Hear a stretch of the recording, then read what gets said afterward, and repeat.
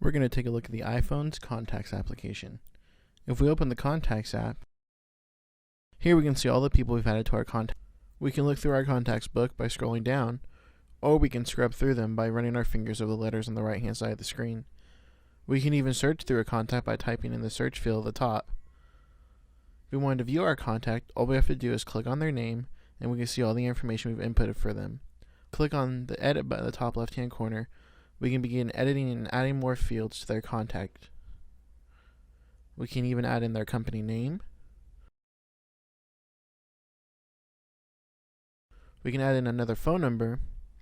We can add an email address.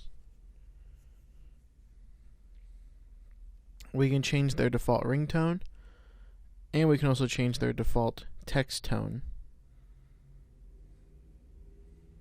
We can also change the vibration alerts for both of those as well.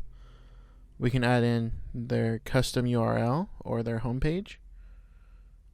We can add in their address.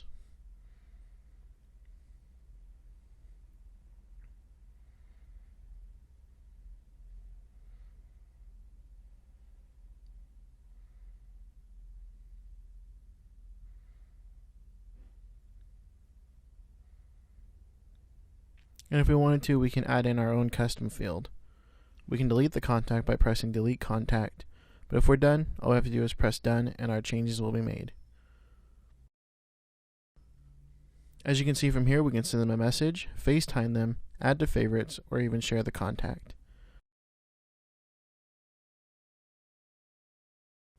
If we go back to the main contacts page and we press the plus button in the top right hand corner, we're presented with a new contact sheet.